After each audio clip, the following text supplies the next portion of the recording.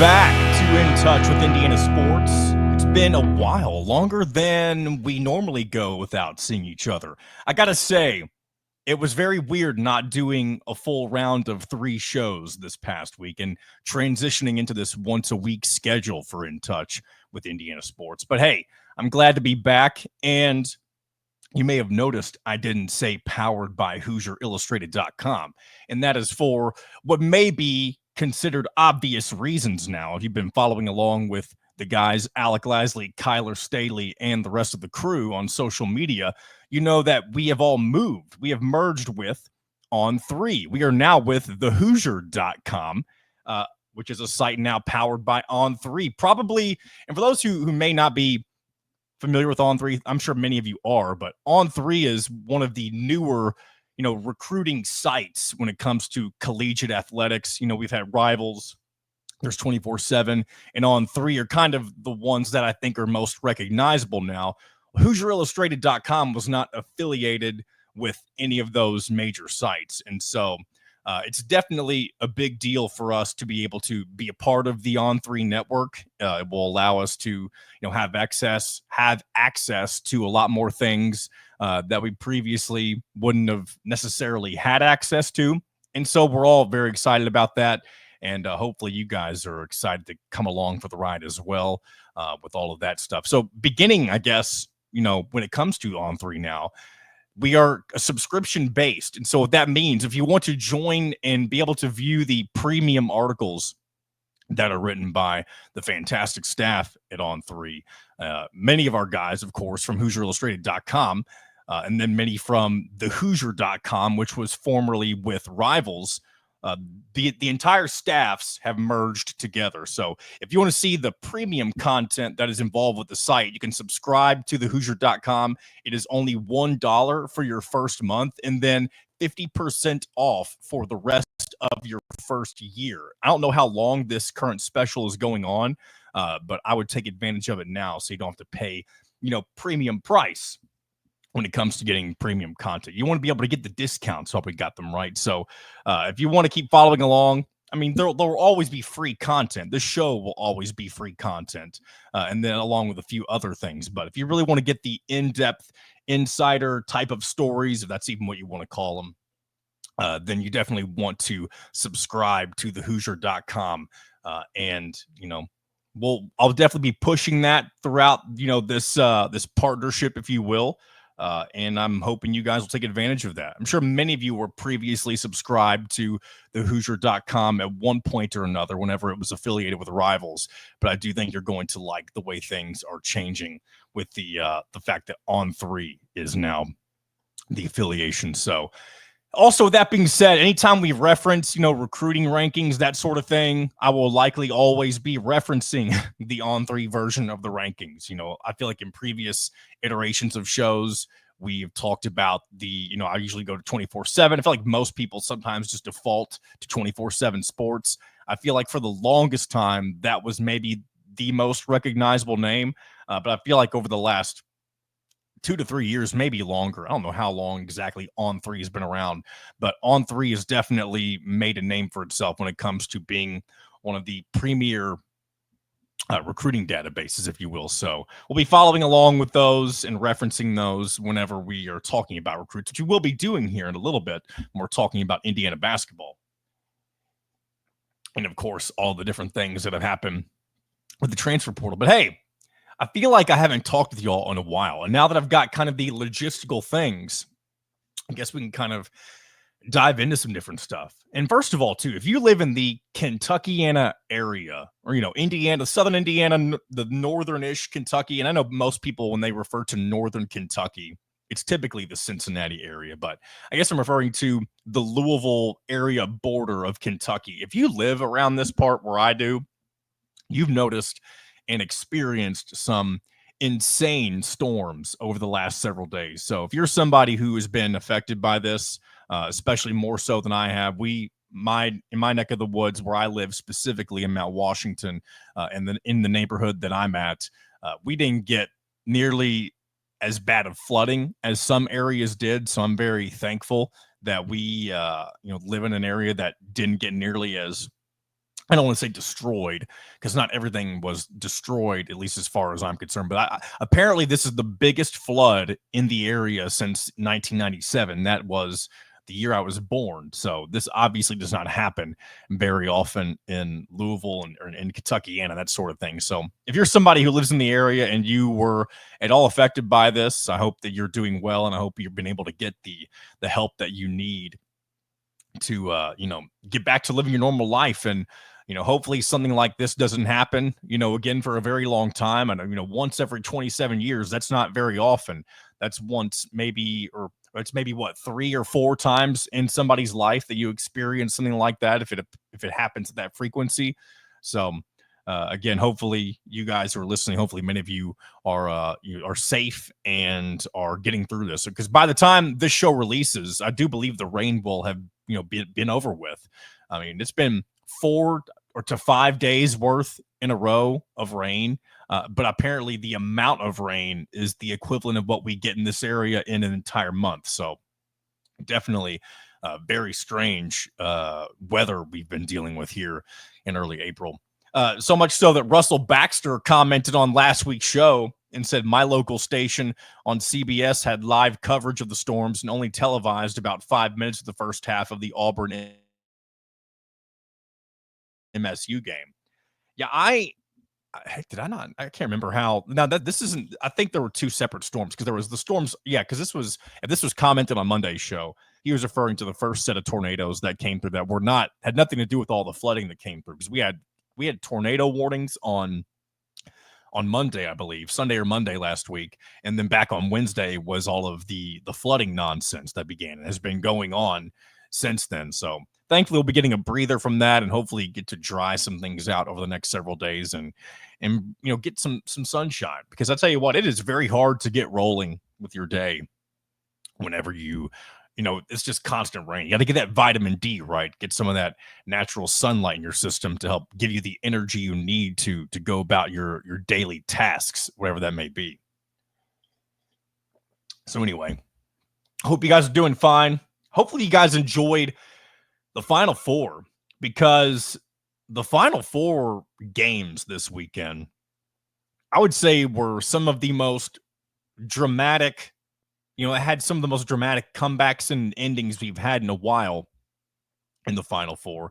I'd say if you were asking people over the last couple of seasons, if the Final Four had been very memorable, I think most people would say no, because UConn, the last 2 seasons, really just kind of rolled through everybody. And it felt like it was never in doubt that, especially last year, that they were going to win the national championship. Now, a lot of people felt that way about Auburn and Duke. And I think many people thought Duke was just going to run away with the entire thing. And, what's funny about both Auburn and Duke, they were both very much in control of their games for the majority of the time. Definitely Duke. I mean, I don't think Houston had a lead in their game. I mean, they had a lead at the beginning that was like 6-5, something like that. But then they didn't have the lead that helped them win the actual game until the final few seconds.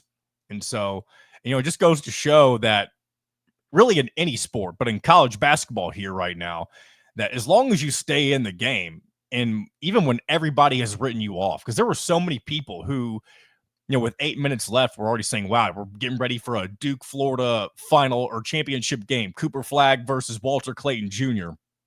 And that ended up not being the case.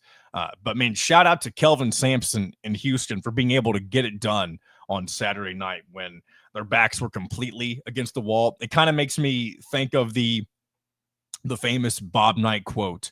And I think this was in the national championship game. I don't know what year this would have been in, but I do know they were facing LSU. And I remember, I think my grandpa told me this story, that Bob Knight looked over at the LSU coach and he saw the look on his face. Indiana was down at the time. And Bob Knight said he knew he still had a chance whenever he saw the look on LSU's coach's face. And I get that same vibe from Kelvin Sampson. And on the same line of thinking, it is, again, a shame that Kelvin Sampson is not an Indiana Hoosier and that he unfortunately broke rules that are no longer rules at this day and age of college basketball. So as I've said before, imagine where Indiana basketball would be right now had he never had to have been fired back when he was. So it's weird. I'm rooting for Houston kind of to win the whole thing, but I also bet on Florida to win. And I'll say I'm very happy with my final four bets. I bet the under in both games. Both of those hit in a two-leg parlay. And man, the Houston Duke game was half a point away from missing that under. So that's some luck right there. But I'll take that on for the championship games. I'm taking Florida to win. And I'm parlaying that with the under once again. I do feel like the under in Final Four / national championship game type matchups, specifically in college basketball, are one of the more safe bets that you can make, simply because teams are usually playing with more nerves than they typically would. And I know that there's plenty of talent on both Houston and Florida, but sometimes it's tough to make shots. Sometimes it's tough to get in a groove in these types of matchups, especially in the early going. And that's why I think betting the under is one of the safer moves you can do in these situations. So if you want to get in on some action, but you don't really know where to place your bet, I think one leg of your parlay, if you're a parlay builder, should definitely be to take the under. And if you're just doing a straight bet, take the under. I don't know what it's set at right now. I know I bet it earlier today, or I guess at the time of this recording on Sunday. But we'll see. That's kind of my thoughts on that. I guess I haven't talked much about Florida. I'll say this too about Walter Clayton Jr. I didn't follow a lot of SEC basketball other than the fact that I knew that they were one of the best conferences, or the best conference in college basketball this year. But I've seen a lot of people comparing Walter Clayton Jr. to Kemba Walker and his ability to just kind of will Florida to this national championship. And that was my reasoning for thinking Florida would get it done against Auburn in the Final Four. And I'm nothing to take away against Auburn, but Walter Clayton Jr. just has something that a lot of other players don't have. And I saw it in the Texas Tech game in the Elite Eight whenever he had the ball. I can't remember if he had gotten a rebound, but he had the ball and he was inside the perimeter. He's like, you know what? I'm going to dribble this thing out and I'm going to shoot a three and it's going to go in. And that level of confidence is something you don't see in a lot of college basketball players. You get it in some, but not as many are as talented as he is. And I think that alone was what kind of drove me to thinking, you know what, I think he's going to, basically push this Florida team to a national championship. And that's kind of what I think is going to happen on Monday night too. If you see, both of these teams know how to win close games, whether it be Houston or Florida. Houston just doesn't, really both of them have had their backs against the wall. Florida did against Texas Tech. They were dead in the water, just kind of like Houston was against Duke. But Kelvin Sampson and Todd Golden showing that they will push their teams to get back in games, even when it seems like they're down and out. So it'll be interesting to see whenever it comes down to it, if we have a close game in the final, 5 to 10 minutes of the second half, which team that has been so good at getting themselves over the finish line. There can only be one left, right? I think now that I've talked myself through this, right, I feel like we absolutely got the two best teams for the national title game here on Monday. And, I won't be upset either way with who wins. Obviously, I want my bet to win, so I took Florida, as I mentioned earlier, that in the under. So if that hits, I'll be happy. But it'll also be cool to see Houston do it with Kelvin Sampson, and that'll amplify the chatter about Kelvin Sampson with Indiana and what could have been, at least for a little bit. But that's never going to happen at this point. Kelvin Sampson, I don't want to say he's in the twilight of his career, but he's definitely towards the latter years, because he did spend most of his time away from the college game in the NBA for a little while with the Milwaukee Bucks as an assistant, as well as the Houston Rockets.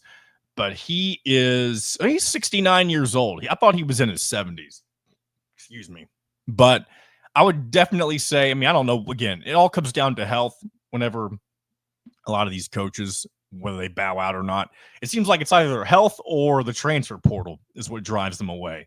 And if the transfer portal hasn't driven Kelvin Sampson away by now, I mean, he seems like somebody who has thrived off of this new era, considering how good Houston has been really since the beginning of the transfer portal. I mean, they jumped up from Conference USA and the American Athletic Conference to the Big 12, and they have successfully dethroned Kansas from their top tier status in the Big 12. I mean, Kansas won what? How many conference championships in a row before Houston showed up? And I don't know how many Houston's won in a row, but Kansas has struggled, at least compared to how they were in recent seasons since Houston has showed up.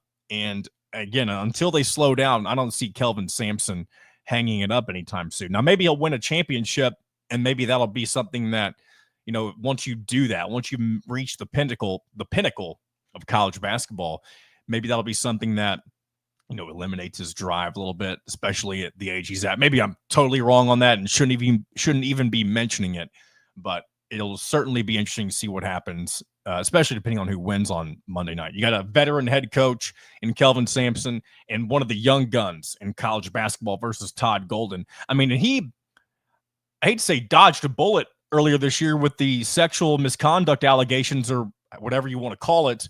But him getting those charges dropped, again, I don't want to speak too much on it because I don't know all of the details on how things played out. I just know that he was charged with something, or he was accused of something, and then those things ended up going away at the beginning of this year.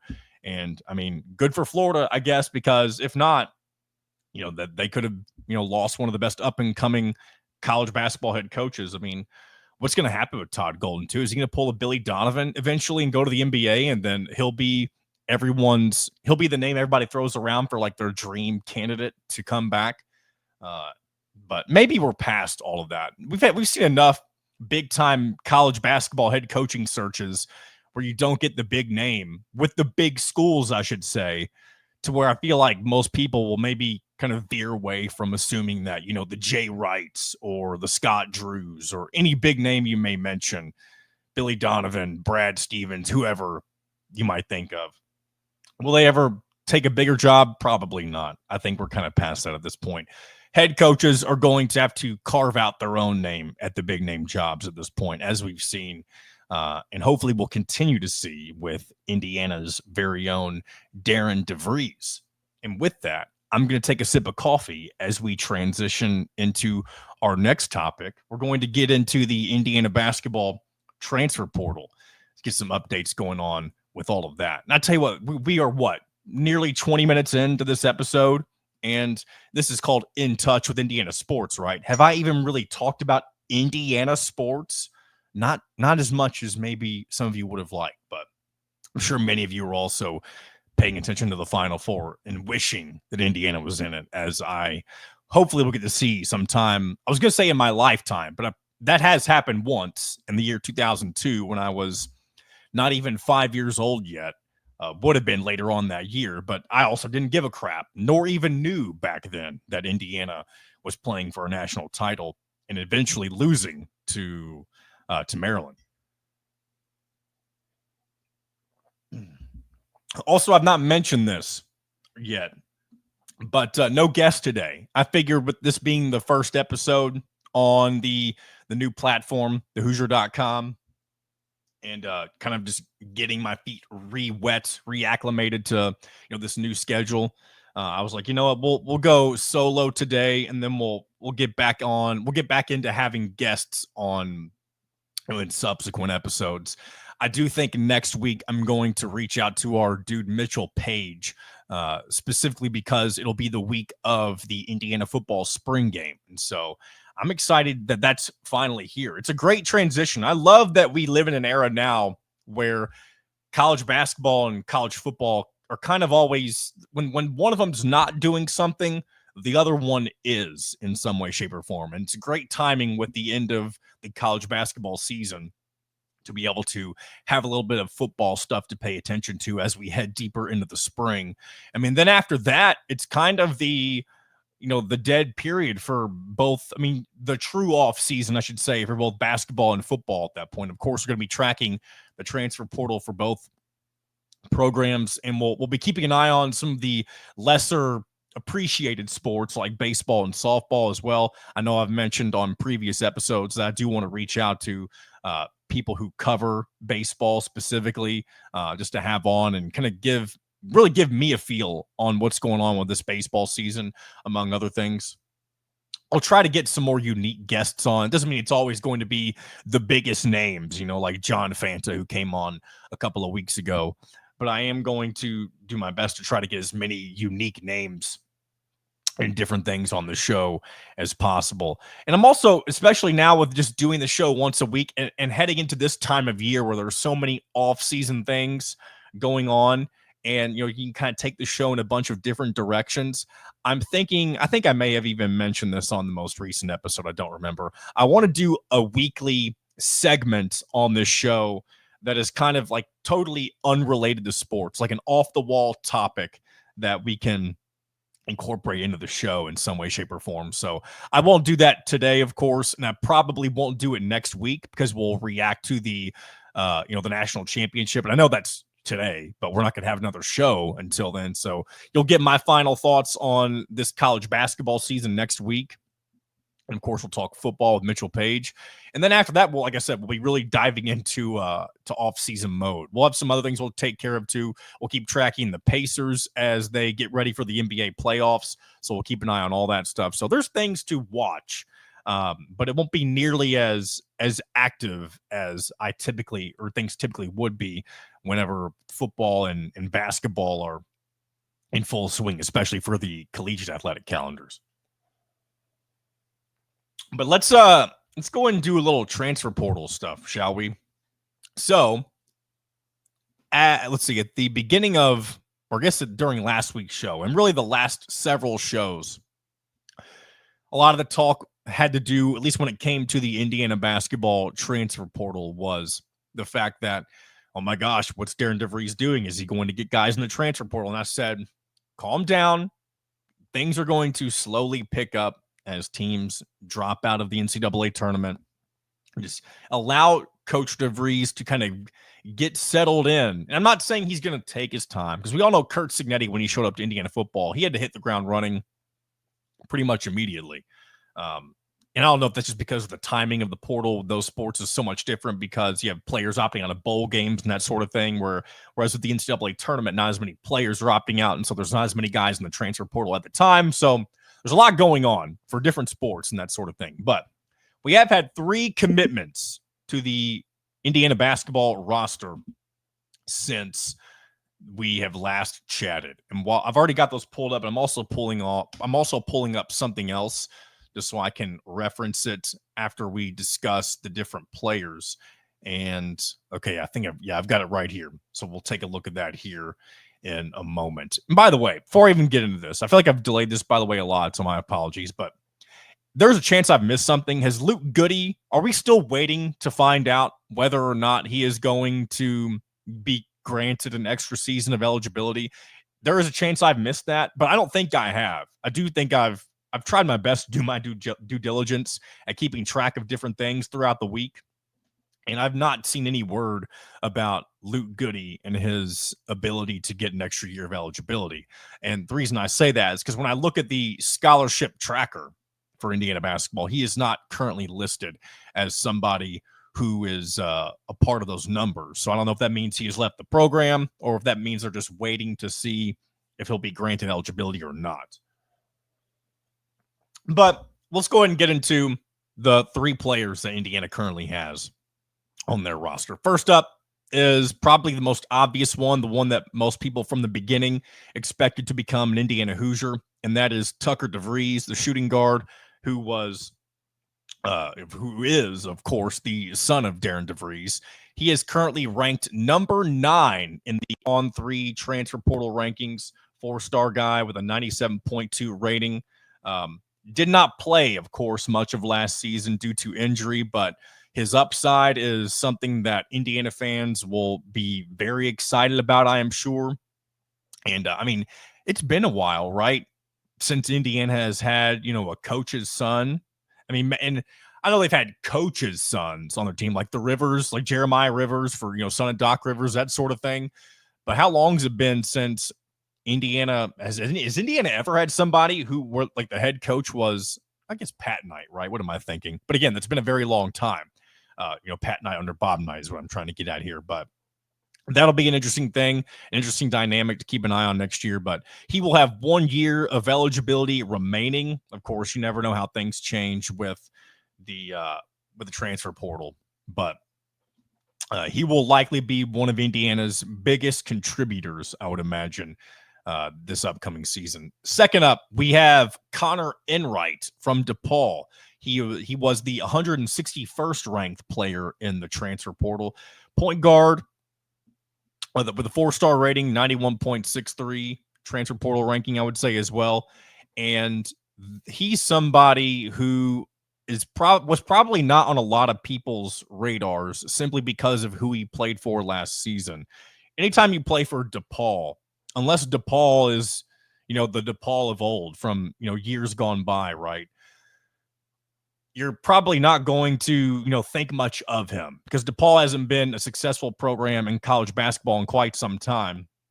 But he did put up some decent numbers. And really, one thing that I think Indiana fans will have to come to terms with, and Louisville and the Kentucky fans had to do the same thing this past year, is that right now, like your Indiana's going to get some talented players, don't get me wrong, but you're also filling out a roster. And so not everybody you get in the transfer portal is going to be somebody who is going to be a major contributor on next year's team. And maybe Connor Enright is somebody who will be a major contributor.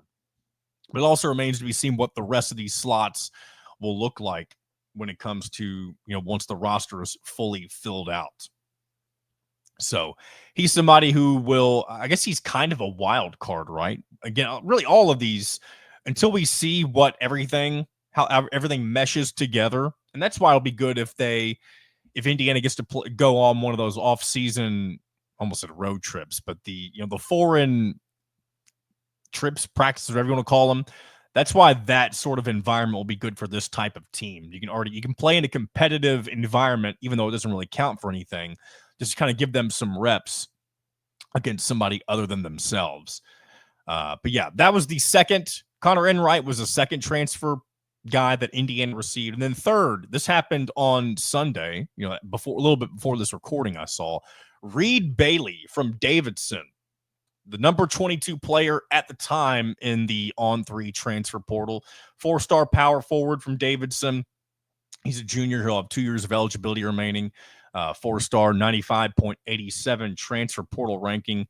Again, somebody I don't know a ton about right now, but I do see that his NIL value, at least according to On3, is $1.5 million. So he is somebody who definitely taking that leap up from one of the lower levels. And again, we'll do. I'll take a look deeper into some of the numbers for these players before the next episode. But one thing that is interesting that people have been kind of joking about on social media is that all three of these guys so far that Indiana has snagged away from other schools, they're all white guys. And I don't know. I don't know who made that observation initially, because maybe it's because my mind's all over the place and I don't have time to focus in on things like that. But I've already seen 2 to 3 people be like, "Oh my gosh, it's another white guy." And I don't know what I guess it's just because it's just not been what Indiana has, I guess, I don't know. It's a very weird thing for people to observe. I don't really know what to say other than that. And I guess you could throw in the fact that, of course, Darian DeVries is white, and then Nick Norton, one of the new staff additions, he's also white. And it's just, again, people like to, I guess, be silly, if that's even the right term, on social media about things like that. But who knows how long that streak will go on. I'm sure it won't last, and I'm sure it really won't matter when it comes down to it at the end of the day. But definitely seen a lot of jokes on social media about that. But anyway, over to the scholarship numbers. Oh, I guess Trent Sisley too. He's also a white guy. So he got four roster spots filled that are all taken up by Caucasian males. I guess they would have to be males, right? At least you would hope so. But anyway, we're looking at the scholarship numbers. Indiana has 4 of 15 scholarships filled. And I guess if Luke Goody is indeed a part of that, then you would have 5. But we're going to see plenty. I'm sure, honestly, between every episode, we're going to have plenty of different commitments to talk about and look at. And it's on me for not pulling up the numbers. For some reason, I thought On3, the little transfer portal thingy-majig, bob, whatever you want to call it, I thought it would have numbers next to it, but I should have pulled up a different tab.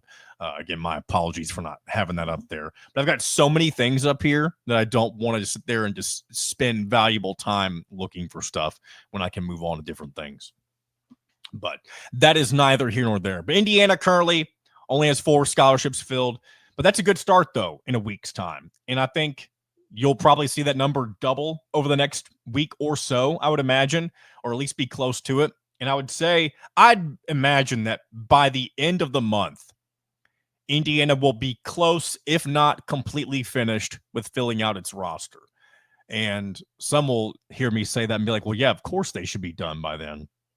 But here's the thing, though. We've never seen Indiana fill out an entire roster from the ground up before. You know, we've seen other teams do it, Louisville and Kentucky, as I've mentioned multiple times over the last several weeks. And there's both of those schools took a while to fill out everything completely, but the bulk of the roster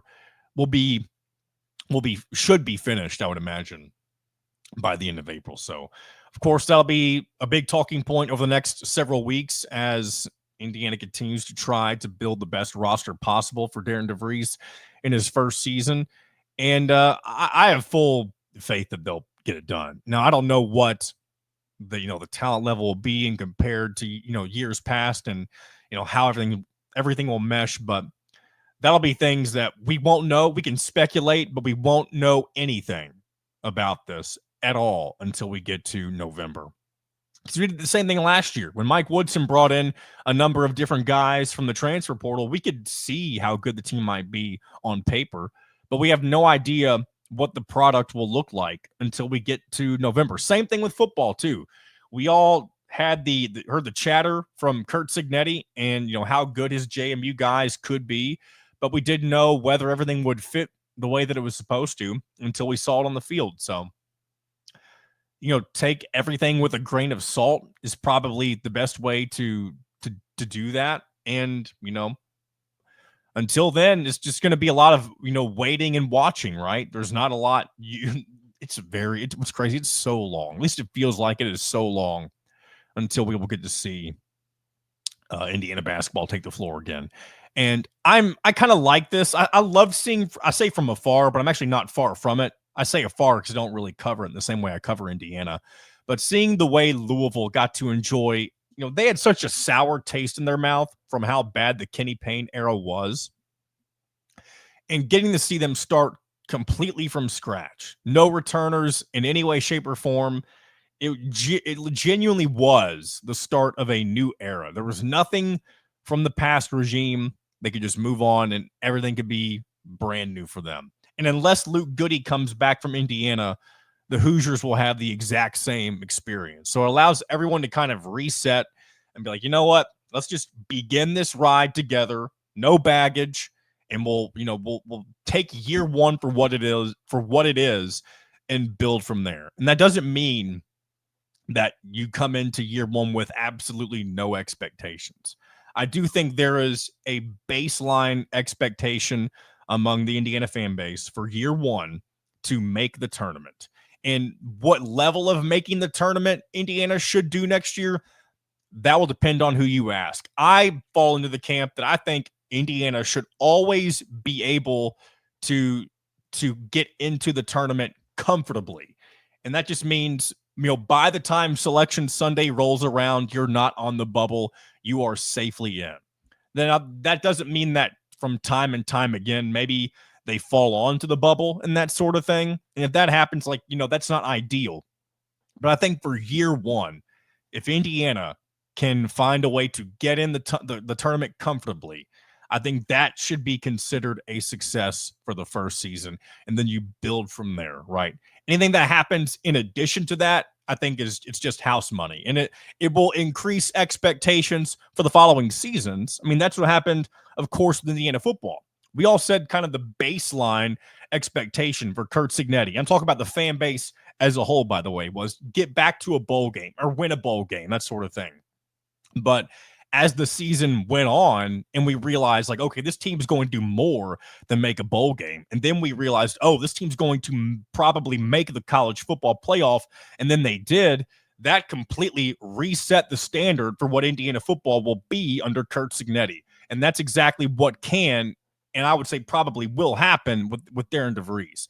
Have a smaller baseline expectation and then adjust after the first season takes place. So hopefully I'm kind of laid that out in as good a way as possible, because I think that's the best way to enjoy the first season as you can. And you know, before the season shows up, I should say, without getting too riled up over expectations and that sort of thing.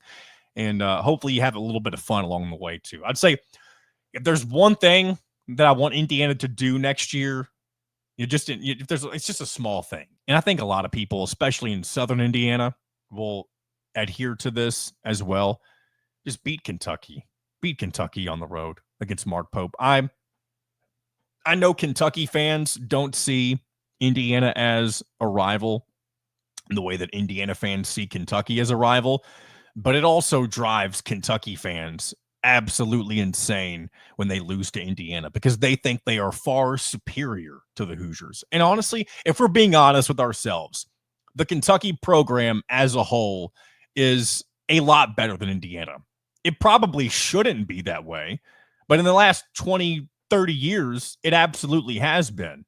But that makes it all the much more fun to beat them on occasion. So I'd love for the DeVries era to get started by heading down to Rupp Arena next season and defeating the Wildcats. So that's something that's my personal wish list for Indiana basketball next year.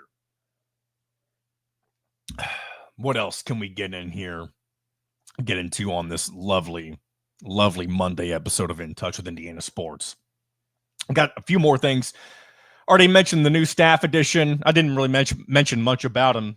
Nick Norton, he was a former assistant coach and I believe a director of player development, something like that, under West Virginia. So he definitely has some familiarity working with Darian DeVries. What else we have? Flory Badunga. He is somebody who many people thought would consider coming to Indiana when he put his name in the transfer portal, just because, he played at Kokomo and he ended up not committing to Indiana out of high school. But he has withdrawn from the transfer portal and will return to Kansas. So no Flory Badunga for the Indiana Hoosiers. I will say, we'll have to bring on somebody who has a better eye for recruiting, or ear for recruiting, whatever you want to call it, than I do. Maybe, I know we have Kyler Staley on last week, but we can have him on again here the next few weeks or something like that, or maybe even some other folks.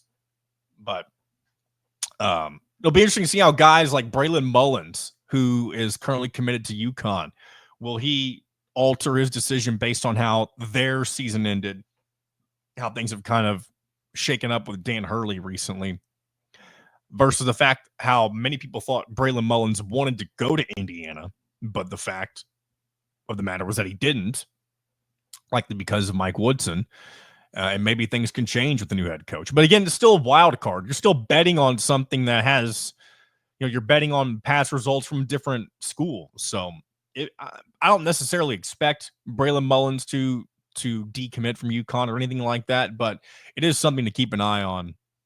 Any former player who had ties to Indiana who decided to commit elsewhere, that'll be interesting to watch. Also, when it comes to transfer portal, Miles Rice has committed to Maryland. And I know I always hate when players transfer within conference. And it's not that I think they shouldn't. I just hate having to see them play against each other. At least that's just more of a fan thing, I think, for me. Just because they're on the opposite end of the floor, right? And I guess Luke Goody did that with Illinois, right? You had Jordan Geronimo from Indiana go to Maryland as well. Gabe Cupps is doing it, going to Ohio State. I guess that for some reason just felt less threatening, because Gabe Cupps, he's still going to have to kind of carve out a name for himself. Like, I don't know how big of a factor he is going to play in Ohio State's rotation next year. Maybe he'll play a big one. Who knows? But I definitely expect Miles Rice to be a major part of Maryland next year. And speaking of Maryland, they let go of Kevin Willard, and now they're bringing in Buzz Williams from Texas A&M. And that is something that, even though Kevin Willard and Maryland had a good year this year, I think Buzz Williams is an upgrade as a coach. Maybe I'm wrong about that. Kevin Willard are clearly rising up the ranks, going up to Villanova. And some may say Villanova is a step down, going from the Big Ten to the Big East. But here's what a lot of people don't realize with that. The Big East basketball programs can focus all of their NIL resources on basketball because they don't have football. The Big East will always be a basketball first conference. Now, some of those teams have FCS football. I don't know if it's called the Big East anymore at the FCS level, but a lot of those programs don't have football at all. And so they make their money in basketball. And so a lot of people wonder, like, why would you leave the Big Ten for the Big East? That's exactly why, because the Big Ten, even though Maryland's a good basketball school and there's, the Big Ten will always care about basketball, football is always going to be king this day and age for the big name conferences. And that's what makes Villanova, they are a championship winning program. So that's what makes it an attractive job, even when you're jumping what would be considered a step down in conferences. I mean, the Big East is definitely a power conference in basketball, of course. We just don't really think about it that way sometimes because they're not included in football. That's why with football, it's now the Power Four, and in basketball, it's the Power Five. And previously it was the Power Five, Power Six, until of course, Pac-12 was eliminated altogether, pretty much. Of course, with the stragglers, Oregon State and Washington State, they still are under the Pac-12 moniker, even though they're, it's not at all what the Pac-12 used to be. Excuse me, I had to down that coffee the rest of the way before, because it was already cold. I was like, I'm at the last drop. Let's just go ahead and get rid of the rest of this coffee. So, but yeah, Buzz Williams to Maryland because of Kevin Willard going to Villanova. It'll be very interesting to see how Buzz Williams works out with the Terrapins. I think it'll be a good fit, but we'll wait and see. I do want to transition over to Indiana football for a little bit because there's a couple of things, really one major thing in particular I want to talk about, and that is Curt Cignetti, when speaking at one of his spring practice press conferences last week, mentioned that transfer portal wide receiver Tyler Morris from Michigan, he has suffered an injury that will keep him out for the entire 2025 season. And Cignetti had mentioned that has made the wide receiver room a little thinner than he would like at this point in time. I do think Indiana still has a good core of wide receivers with Elijah Surratt, Omar Cooper. I believe E.J. Williams might come back as well. I don't have the entire, of course, list in front of me right now, but it would not surprise me if when the spring portal window opens, I'll have to see when that is. But Indiana will most certainly be taking a look at some of the late transfer portal additions, that could help them kind of fill out their wide receiver room. And so that is one of the advantages to, something like this. Whenever you have a player go down at this point in the offseason, you can supplement it by find a guy who has 1 year of eligibility remaining. And that way, when Tyler Morris returns from injury the following season, he can kind of just step right back into that role. Now, a year away from football, it's not always the easiest thing to bounce back from. But I can't imagine him, not wanting to be a part of it. Maybe he'll step back into the transfer portal once again. Who knows? But I don't see any reason why Indiana wouldn't go after an experienced wide receiver in the portal to help build up some of that depth going into the fall. So definitely something to keep an eye on. And this someone had asked me this question the other day, and I thought it was worth throwing out there. And if you're watching at this point and you don't have a reason to comment yet, this would be a great question I would love to see an answer for in the YouTube comments section. And that is, who is one player on the Indiana football roster? And this I'm not including the quarterback. So don't say Fernando Mendoza, any other quarterback. We're eliminating the quarterback position from this discussion. But if there's one player right now for Indiana football for next season that if you saw that he was down and not going to be able to play for the upcoming year, who's the one guy that would make you say, oh, that's going to be a problem? Like, I don't know if Indiana is going to be able to find somebody that can really fill those shoes. So throw in the comments section who that player would be for you, because I'm curious what some of you all would think. But my player would be Aiden Fisher. And simply because he is somebody who has been, or who was absolutely the anchor for the defense last season and will fully be expected to be the anchor once again. Now, Indiana has plenty of good defensive players, like specifically Mikhail Kamara, D'Angelo Pons, that are very important to the defense. But when you think of one particular guy who kind of brings everyone together, I feel like gets everyone on the same page, it's Aiden Fisher. Not to mention he's pretty good at getting to guys on offense as well, and getting some tackles, and just playing his part on the defense. So he's kind of the full package when it comes to somebody that you want to quote unquote be your quarterback of the defense. So that's why I would say if Aiden Fisher, if you saw his name come up on the injury reports to be out for the season, I think that would be a big concern for maybe somebody could step in and fill that role fairly nicely, but his shoes will be a little bit bigger to fill than most, I would imagine. So I'd love to hear what some of your all's reactions are to that as well. And also on the same line as football right now, I want to get to a YouTube comment. And this is from Mike Shenanigans. This is going back to something I said on the last episode. He mentioned, yes, it is Tyler Cherry that will not play this season.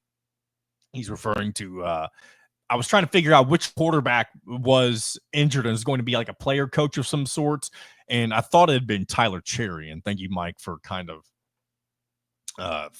throwing that out there for me, or helping confirm it for me. Now I want to get to one more comment. This is kind of an unrelated note, but because there's not a whole lot of other YouTube comments I'm going to get into today, but I want to go ahead and get into this one from Tanis Half Alden.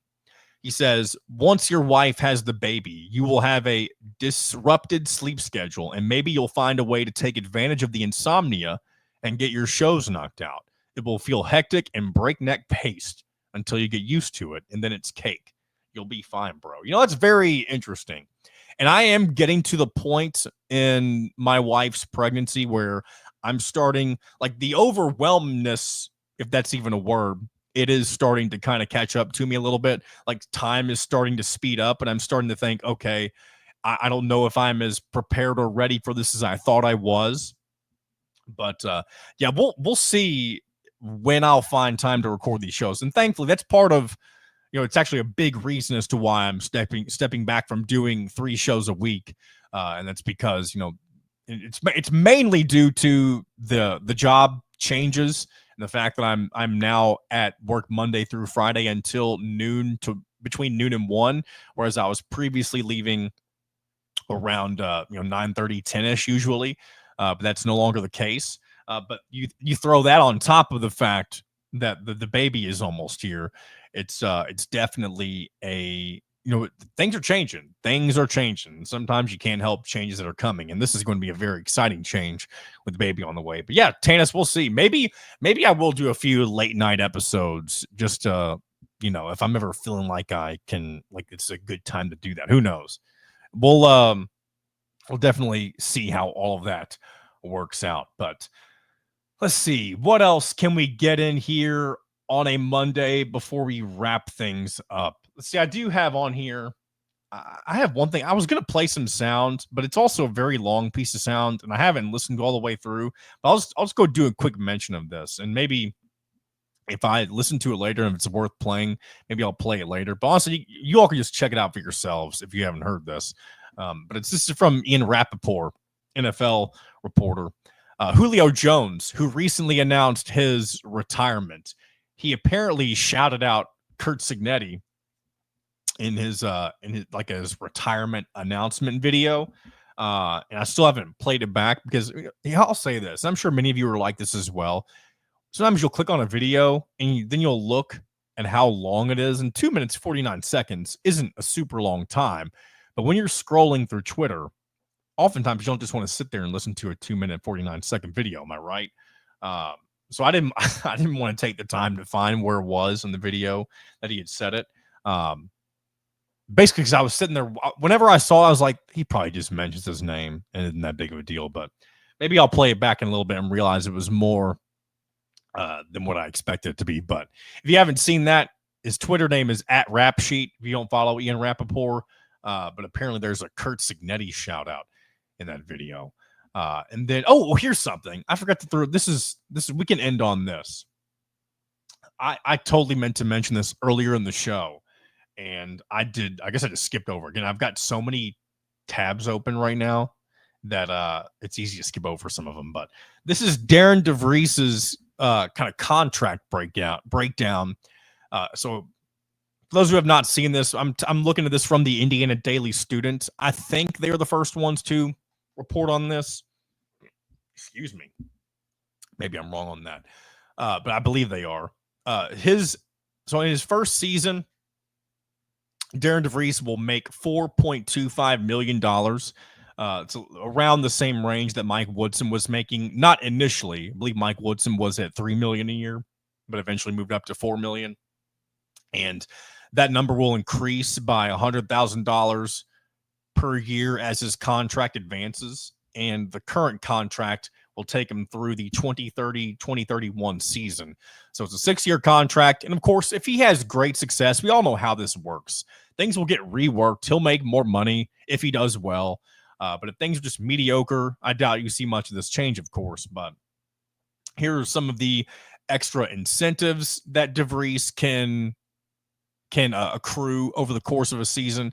But he'll get $125,000 if Indiana wins the Big Ten regular season title outright, $25,000 if Indiana makes the NCAA tournament, $250,000 if they win the NCAA championship, and $50,000 apiece if he wins the Big Ten Coach of the Year or any national Coach of the Year awards.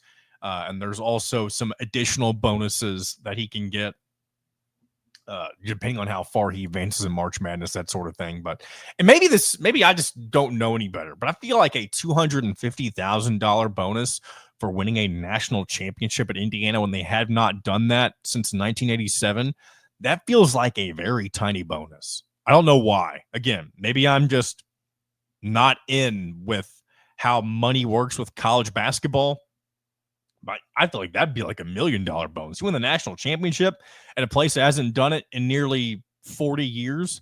I feel like that is absolutely worth more than $250,000. And you already know that if he did that, he would, the contract would be insane. What would get reworked if he was able to pull something off like that. So very interesting way the bonuses line up for Darian DeVries. And of course, depending on how the season plays out, things will definitely change over a certain period of time. So, all right, we've gone over a lot today.